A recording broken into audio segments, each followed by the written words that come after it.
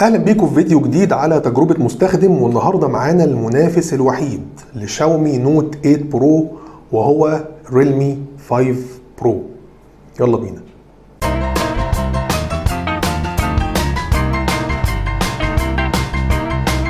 كمواصفات وامكانيات الريلمي 5 برو هو الموبايل الوحيد اللي ممكن يقف قصاد الشاومي نوت 8 برو في الوقت الحالي في فئه ال 4000 جنيه. اما بلغه العصابات وتجار السلاح فالريلمي 5 برو بالنسبه للشاومي نوت 8 برو عامل بالظبط زي ابو موته بالنسبه لجابر الشرقاوي. ده المنافس الوحيد لينا في السوق. المنافس. احنا طبعا ان شاء الله هنجرب الموبايل تجربه كامله كتجربه مستخدم عادي خالص، وهنعمل حلقه مراجعه كامله فيها المميزات والعيوب وفيها المشاكل اللي قابلتها. لو ظهرت مشاكل في الموبايل هقول لكم كل حاجه بالتفصيل ان شاء الله في حلقه المراجعه. لكن النهارده ان شاء الله هنعمل انبوكسنج، نفتح العلبه مع بعض، نتفرج على المحتويات، نتفرج على الموبايل، نتكلم شويه عنه ونشغله ونقلب فيه ونتكلم شويه عن مواصفاته. يلا بينا. ودلوقتي هنفتح العلبه مع بعض. النسخه اللي معانا نسخه 4 جيجا رام 128 جيجا بايت ذاكره داخليه، وبينزل بنسخه ثانيه بتبقى 8 جيجا رام و128 جيجا بايت ذاكره داخليه. اللون اللي معانا هو اللون الازرق سباركينج بلو. يلا بينا نفتح العلبه. بسم الله.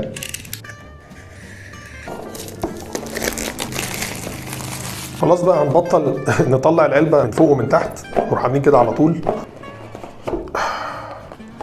العلبه اللي بيكون فيها دبوس الشرايح والحاجات دي، وانا لامح كفر جوه. ايوه في كفر فعلا، ده اليوزر جايد وكده، خليه على جنب. كفر سيليكون شفاف غامق سنه، غامق شويه لون الموبايل. كفر سيليكون شفاف عادي خالص. وده الموبايل ريلمي 5 برو. تعالوا نشوف باقي المحتويات بسرعه بعد كده نتكلم على الموبايل. كابل شحن تايب سي، طبعا الفئه دي فئه ال 4000 جنيه او اقل شويه، ما فيهاش خلاص يو اس بي 2، فده كابل شحن تايب سي. وده الشاحن المشهور بتاع اوبو وبتاع ريلمي بتقنيه الفوك. الشاحن ده كاتبين في المواصفات انه بيقدر يشحن نص البطاريه خلال 30 دقيقه، يعني خلال نص ساعه تشحن البطاريه لحد 50%. فهنشوف طبعا كل الكلام ده ان شاء الله في المراجعه دي. كده بالنسبه للمحتويات، الشاحن والكفر والموبايل ودبوس الشرايح طبعا. نمسك بقى الموبايل مع بعض. بسم الله الرحمن الرحيم. مرحله فك اللزقه دي بتبقى موجعه للقلب، هي حتى مش عايزه تتفك.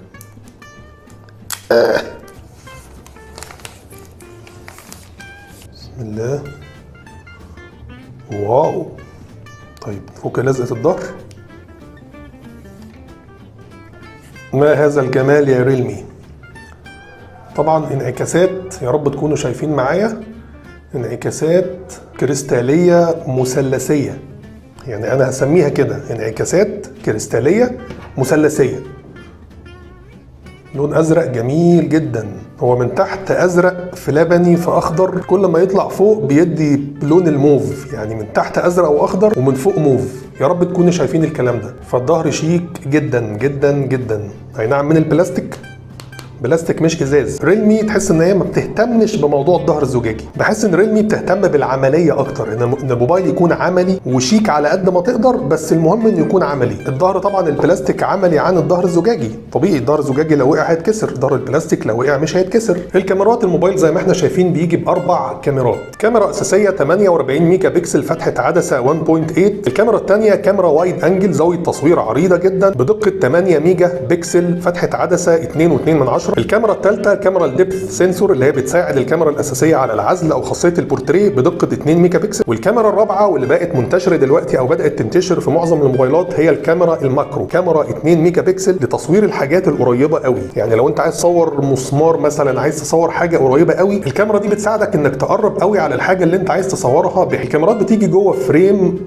خاص بيها، محطوطه جوه فريم معدني خاص بيها بعيد عن الظهر نفسه. وسمك الكاميرات مش كبير، يعني سمك الكاميرات وسط. يا رب تكونوا شايفين معايا. يعني اعتقد ان احنا بمجرد ما نركب الكفر بتاع الظهر الكاميرات هتبقى غطسانه جوه، فمش هتبقى معرضه ان هي تتخدش لو انت حطيت الموبايل على ظهره ولا حاجه. الفلاش طبعا بيجي على يمين الكاميرات لوحده بعيد عن الفريم بتاع الكاميرات. الموبايل فيه بصمه خلفيه زي ما احنا شايفين، بصمه صباع خلفيه في المكان المعتاد. الموبايل متحوط بفريم بارد شويه عن جسم الموبايل علشان يحميه لو وقع. الفريم لونه موف، يعني لون الفريم يا رب تكونوا شايفين معايا موف. ظهر الموبايل ازرق بيميل للموف على الاطراف. على اليمين هتلاقي زرار الباور او زرار اللي بيعمل انلوك للشاشه. على الشمال هتلاقي زراير الصوت اللي بتعلي وتوطي، فوقيها درج الشرايح.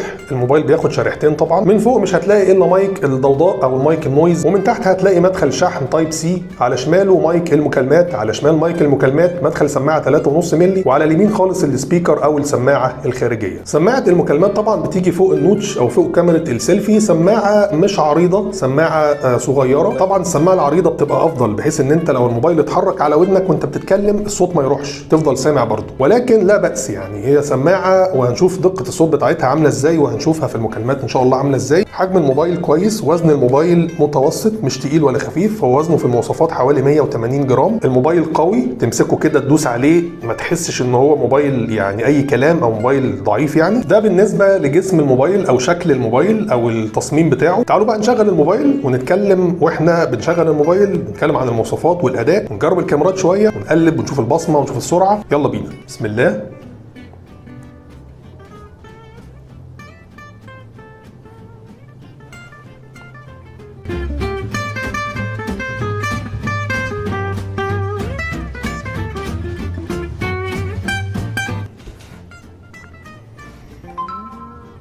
الموبايل فتح زي ما احنا شايفين. دي كده واجهه الموبايل اللي بتقابلك اول ما بتفتح الموبايل. تعالوا نعلي الاضاءه شويه بحيث نكون شايفين الشاشه كويس مع بعض. طبعا نظام التشغيل اللي نازل على الموبايل هو اندرويد باي، اندرويد 9، مع واجهه مستخدم اوبو ريلمي كلر او اس. واجهه المستخدم بتاعت ريلمي اسمها كلر او اس، والنسخه الموجوده على ريلمي 5 برو هي كلر او اس 6. طبعا الشاشه زي ما احنا شايفين شاشه بدون حواف خالص. الشاشه ملهاش حواف غير الحافه اللي تحت بس، كبيره السنه بسيطه وزي معظم الموبايلات دلوقتي تقريبا، ولكن هي الحواف المعتاده موبايلات ريلمي. كاميرا السيلفي برضو زي ما قلنا في البدايه موجوده في النوتش، ودقه الكاميرا 16 ميجا بكسل، وهي طبعا اقوى من كاميرا السيلفي بتاعه الريلمي 5 العادي مش البرو. الريلمي 5 العادي الكاميرا السيلفي بتاعته 13 ميجا بكسل. اضاءه الشاشه انا شايفها اضاءه كويسه ما فيهاش مشاكل، مش اقوى حاجه موجوده طبعا، ولكن اضاءه كويسه يعني حلوه جدا. في الشمس ما اظنش هيكون فيها مشكله. الشاشه من نوع اي بي اس ال سي دي، وريزوليوشن الشاشه فول اتش دي بلس. طبعا بعكس الريلمي 5 العادي مش البرو بيكون اتش دي بلس مش فول اتش دي بلس. كثافه البكسلات حوالي 409 بكسل لكل انش. طبعا الشاشه بالابعاد الجديده من 19.5 ل 9، وعليها طبقه حمايه من كورنينج جوريلا جلاس 3.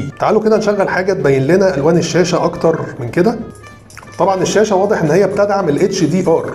انا ما كنتش اعرف المعلومه دي، ولكن وانا بظبط الريزوليوشن على اليوتيوب مديني اختيارات اتش دي ار في الريزوليوشن، فمعنى كده ان شاشه الموبايل اللي انت مشغل عليه اليوتيوب بتدعم الاتش دي ار. انا هختار 1080 على اتش دي ار. طبعا انت مش هتقدر تشوف في الكاميرا الالوان زي ما انا شايفها في الحقيقه، ولكن انا بحاول اقرب لك الصوره على قد ما اقدر بحيث تشوف معايا دقه الشاشه. طبعا هو بيعرض لك الالوان، ده اللون الاخضر بيوريه لك عامل ازاي في الموبايل، ده اللون البرتقاني، نجري شويه، ده اللون الاصفر. الوانها واضحه ما فيهاش مشكله خالص، واضاءتها كمان مقبوله جدا. ده اللون الاصفر واللون الاحمر، اللون الازرق. فهي كشاشه بصراحه شاشه مقبوله جدا وكويسه جدا، ما فيهاش مشكله بالنسبه في الفئه السعريه دي. طب تعالوا نشوف الاداء بتاع الموبايل كده ونتكلم عن المواصفات بتاعه الاداء. طيب انا كده عملت ساين ان لحسابي في الفيسبوك وحسابي في اليوتيوب عشان خاطر نختبر فتح وقفل الابلكيشن تبقى عامله ازاي. ده كده انت بتفتح الابلكيشن، تفتح الابلكيشن تاني. بالنسبه لليوتيوب نجرب الفيسبوك، ده فتح الفيسبوك كده. قفلنا الفيسبوك نفتحه تاني، تمام. ده شكلهم بيبقى في الخلفيه عامل كده. عايز تقفل كده. كبراوزنج كده طبعا يمين وشمال سلس جدا، ما فيهوش اي مشكله، سريع جدا، ما بيوقعش فريمات، ما بتحسش ان في فريمات بتقع وانت بتتنقل خلال الانيميشن، خلال التنقل مثلا من هنا لهنا. تعالوا كده نجرب سرعه البصمه الخلفيه. طيب انا كده عملت البصمه، تعالوا كده نجربها مع بعض. بصمه سريعه جدا، البصمه سريعه وما فيهاش اي مشكله، اداء البصمه زي الفل. طبعا الاداء كمواصفات، المعالج بتاع الموبايل بيبقى سناب دراجون 712 بتقنيه 10 نانو متر، معالج قوي جدا ومعالج منافس في الفئه السعريه دي. كمان بيجي بمعالج رسوميات وهو ادرينو 616، يعتبر برضه من اقوى معالجات الرسوميات الخاصه بالالعاب وكده. الرامات زي ما قلنا طبعا في الاول 4 جيجا رام او 8 جيجا رام. الموبايل كتقييم على موقع انتوتو واخد حوالي 100 حاجه و80 الف نقطه، وده رقم عالي وكويس جدا كتقييم اداء اداء للموبايل. طيب ده بالنسبه للاداء والسرعه وكده. طبعا هنجرب الجيمز، بس تعالوا نجرب الكاميرا. تعالوا ناخد بعض الصور كده ونتفرج على الصور شويه ونرجع تاني.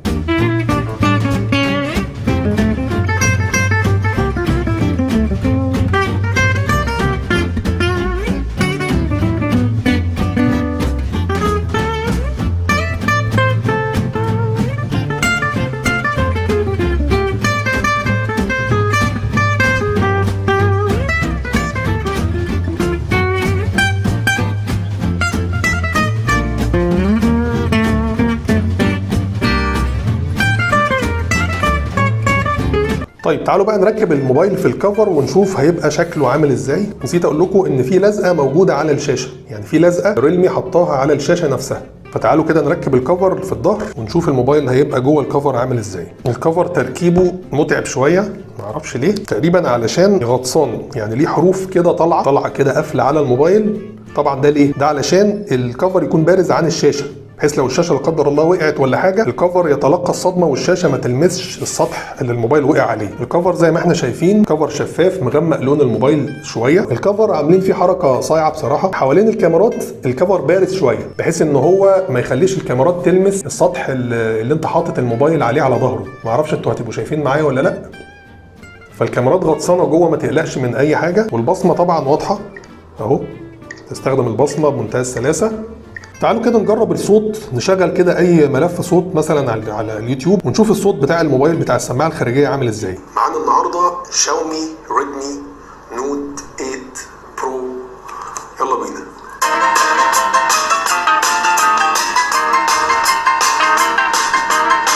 الصوت طبعا عالي بس مش عالي قوي، يعني مش اعلى حاجه موجوده، لكن الصوت كويس ولكن حاد شويه. يعني الصوت حاد، في كده بيسموها ايه، السكسكه يعني عاليه شويه، مش بشكل يعني يخلي الصوت مخروش، ولكن كمستوى صوت الصوت كويس نقي الى حد ما. فالتجربه الصوتيه بالنسبه للسبيكر مقبوله. طيب احنا كده جربنا بعض الحاجات في الاداء. طبعا لسه ما جربناش الجيمز، هنجربها ان شاء الله بالتفصيل ونجرب الموبايل تجربه كامله ونقدمها في حلقه المراجعه. طبعا الموبايل زي ما قلنا نازل بنسختين. النسخه ال 4 جيجا رام 128 جيجا بايت ذاكره داخليه هتعمل حوالي 3900 جنيه. اما النسخه 8 جيجا رام و128 جيجا بايت ذاكره داخليه فهتعمل حوالي 4700 جنيه. فالفرق بينهم كبير، الفرق حوالي 800 جنيه بين النسختين. وبس كده، دي كانت محتويات موبايل ريلمي 5 برو.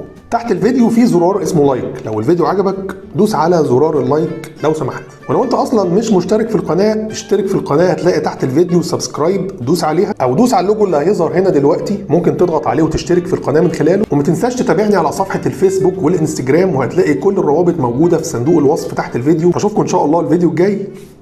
السلام عليكم.